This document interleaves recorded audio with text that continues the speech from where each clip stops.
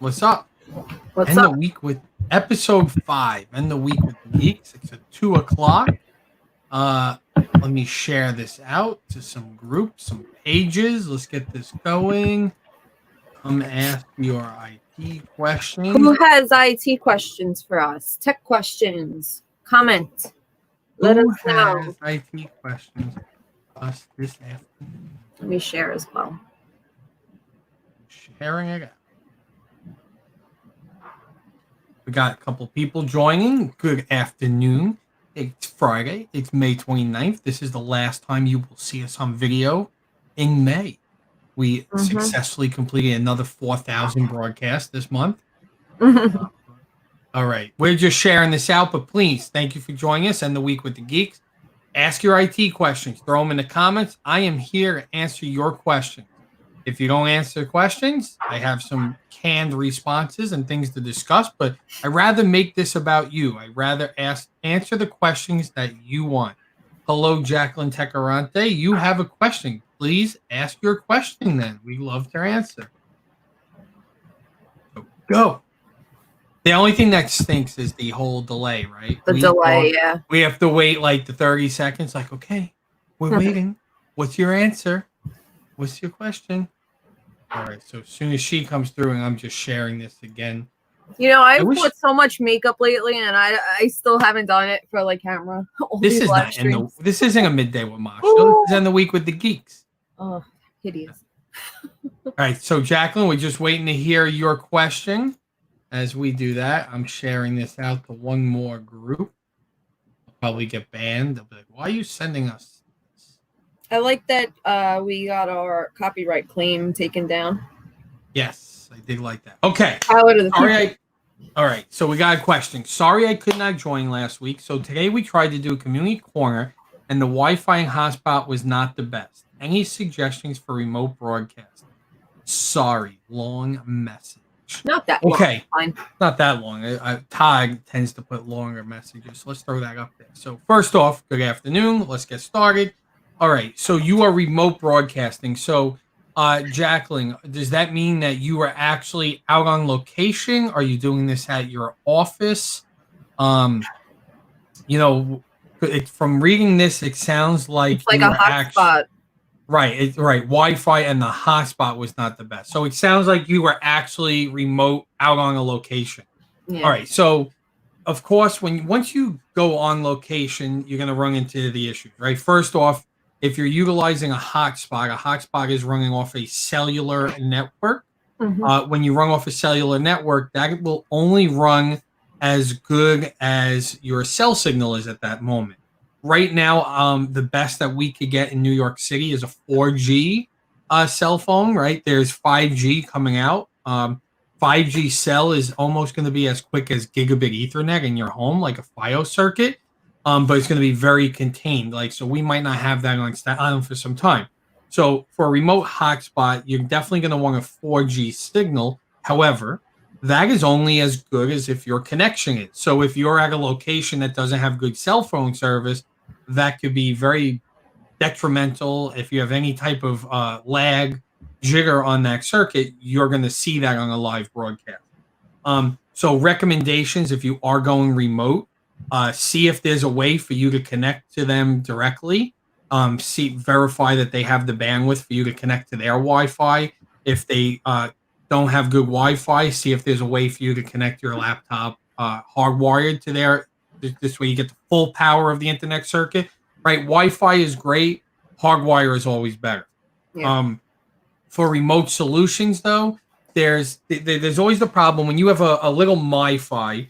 And those little hotspots, they have very little weak antennas in there, and they're not the greatest. So if you're going to take this serious and begin to truly go out and become a remote broadcaster, we could work with you to sell you a router that is designed that basically takes a cell phone card into it, but actually then allows you to hardwire to it. And these have better antennas. They're usually very strong. But if you're like in a park or something and you're trying to at an event, how are you going to hardwire in a situation like that with something? No, so you can't, you know? No, It's cellular, so it's cellular, but it allows you to then hardwire from that. You know when you have a Wi-Fi into your computer. This way, because look, even Wi-Fi, if I have a Wi-Fi 15 feet apart from where I am, there still could be interference. So it's always better to directly connect, and then you don't have to worry about any sort of Wi-Fi interference. So if you are truly broadcasting remote, you want to take away as much risk as possible. So these devices will work over the cellular network, but then allow you to hardwire into your computer and hook a device. So yes, so we offer that type of solution. We would work with you. The other thing, though, when you start to do these remote, when you're going out on the field, Jackie, you want to almost have a backup plan, right? Verizon might not always be the best service everywhere you go. You might want to carry both a SIM card from Verizon, as well as say a SIM card from AT&T, because maybe you go to Snug Harbor and they have really bad Verizon service, but really good AT&T service. You swap the SIM card into, and now you're running off the AT&T network.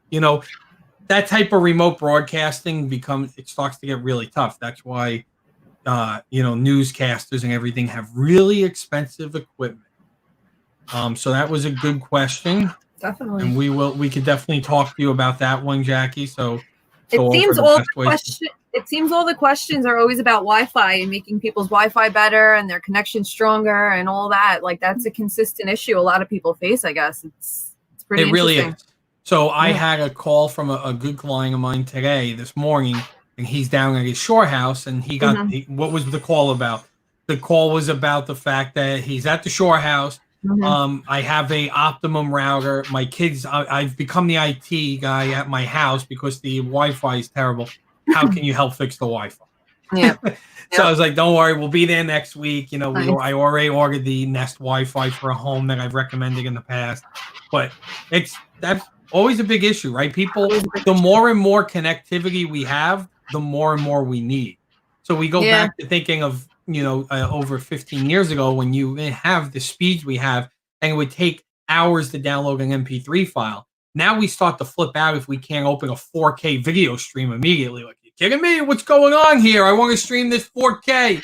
I know the kids these days are so spoiled. Imagine having to dial up and not be able to use your house phone because you had to use your computer. Like, imagine having to live like that and work like that. It's impossible. What's a good mesh system? So, Anthony, we went over this probably 2 episodes ago, but the one that Anthony might actually know the client I'm speaking about. The mesh system is the Nest Wi-Fi. That's the best one you could get on the market that we like. It's the Nest Wi-Fi. It's made by Google, owned by Google.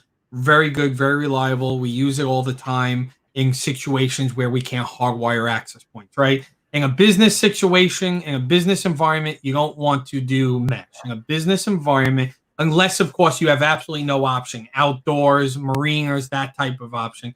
But any type of building, you want to have hardwired access points. However, when you start to get to someone's house, that's where you don't have the ability to run cables without really cutting holes and everything, and that's where mesh comes in play. Nest Wi-Fi, that's the way to do it. If you look back, Anthony, we have a whole video. We demoed it, like how it meshes, but you understand the concept of mesh. Nest Wi-Fi, if you're interested, let me know. I get them cheaper than you could get them directly from like Best Buy or anywhere.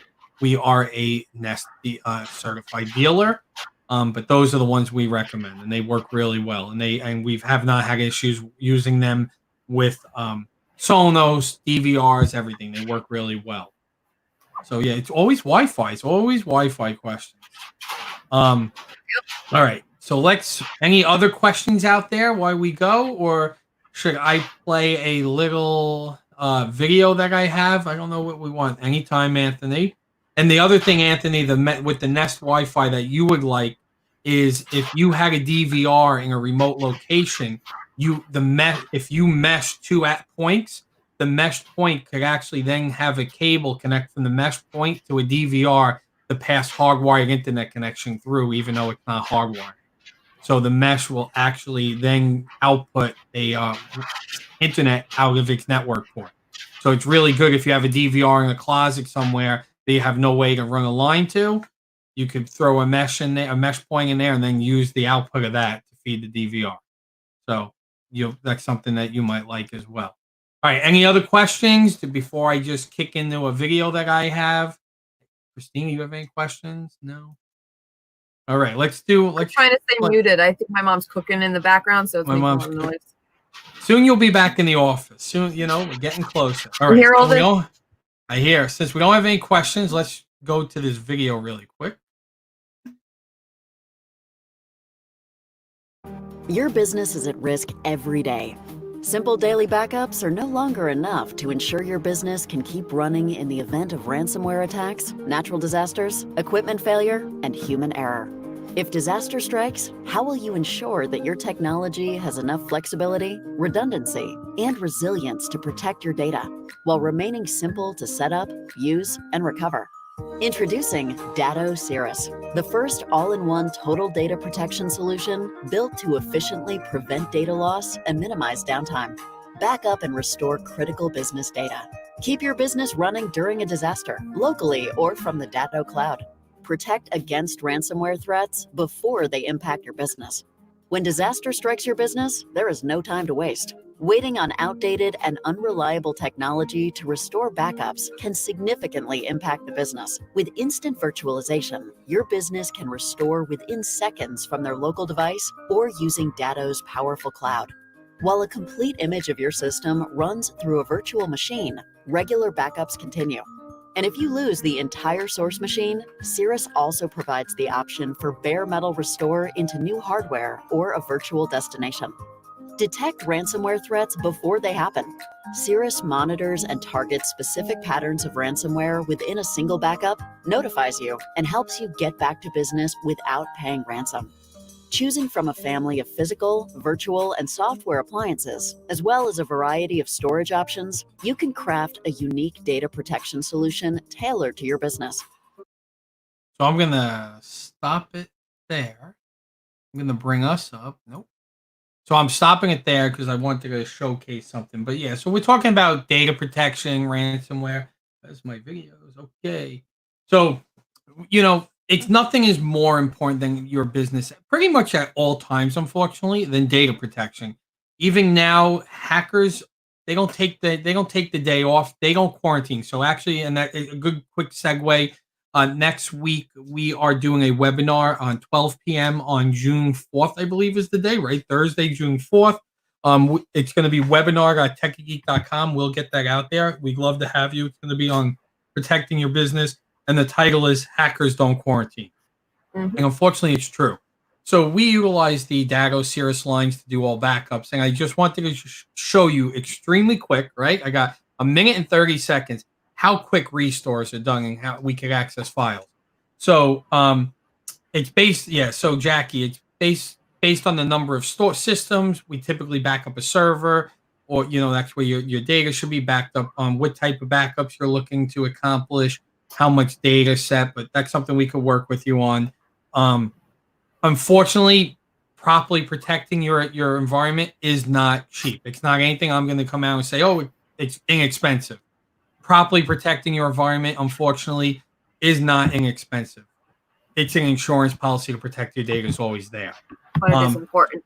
And everything that we sell has to be good enough for us to use. Same as that one we use in our office to back up our server. So I just wanted to give you an example. Let's imagine my server was to crash and right now, and I'm like, oh my God, I have that important file. I'm in the process of filing my taxes. I need to get that file back right now. You call the Techie Geek help desk, whatever. I'm doing a restore. I actually was in the process of doing one. Let me just do this. So I pick, okay, I want to do a Techie server. I want to do a file restore. I could pick up from any of my backups. With the real backup solution, you don't just back up once a day. With business continuity, we back up all day. On my environment, we are backing up almost every hour. Mm-hmm. And some of my clients, we back up every 5 minutes. So I could go to any one of these points to get a file. Now, this is great. Let's imagine you're a lawyer and you've been working on this document and you accidentally saved over it. I could go back an hour ago and get that document before you saved over it. And this goes all the way back. I could right now pull files, and this is on the local appliance. If I go into the cloud and do a restore in the cloud, I could go back infinite. So they have infinite backups. But right now, locally, I could go all the way down to May. So let's say I want to go ahead. I want to pick a 6 a.m. backup. I hit start restore. I want to go ahead and mount it. I can now, if I was in my office, I can access it there. But let's imagine the office is down. I want to access the web share. I'm in it. I can now begin downloading files. I'm in this is my server folder. I can go to my company folder. I could get, like, say I knew where I needed was in a marketing folder and I wanted to get into, I could download this whole directory. Yep. Super simple.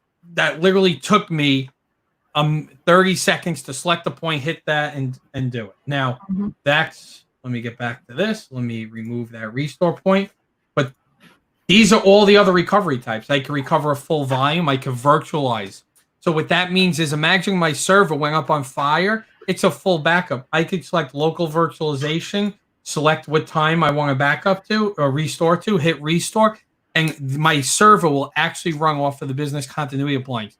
So if my server was to crash, I could have my server up and running within 5 minutes. I could virtualize in the cloud. So let's imagine the building was to burn down. I could go ahead and virtualize immediately in the cloud and, again, have my everything running even though my building burned down. I could virtualize to a hypervisor, ESX. This is more complicated stuff that we do. I'm not going to get into it. Bare metal restore. That was that example where if your system was to go up in fire, I could buy another system, another server, and push right to that with a bare metal restore. So really impressive. And it does infinite backup. So with our clients, we actually keep infinite back restore points in the cloud for them. So we could go back 3 years past and see what was on that thing, and then pull recovery report. So you can pull a backup report. Let's just take a look at this. Let's say I want to take a backup report the past year. On my server in the past year, well, at one point we switched servers out. We upgraded. But since we had this server in place, we've taken 5,400 backups this year. Wow. You know, that's what you do. You're always taking backups. It's very important and everything. And then every morning, I don't know if I could see that here. Let me see if I have it here. Yes. Because it's a virtual, most people say, like, how do I know if my backups are correct? Well, every morning, we monitor this all day. We get alerts every constantly all day. My team is in our portal, but we also get screenshots. They have the pattern on this. So if I click here, that was my server at 12 a.m. booted up in the virtual environment to make sure the server booted up on the continuity appliance. Mm-hmm. If there was a data corruption, you would not get a boot up. You would get a blue screen. That's what business continuity is. Business continuity is the ability for us to get you back up and running, and that's what the Datto appliance is for. And we love talking about. We do demos. We do on-site demos. But if you are truly looking to protect your data and your data is important to you, and as a business owner it should be, this is the way to go. On that note, we'll be talking more about this on Thursday on our webinar. So definitely, if you're interested, come on Thursday. So that is today. We went a little longer, but thank you. Thank you for those questions, Anthony and Jacqueline. And we will be back next week with End the Week with the Geeks. And remember to join us Thursday, June 4th, 12 p.m. for the Hackers Don't Quarantine, a very geeky webinar. Thank you.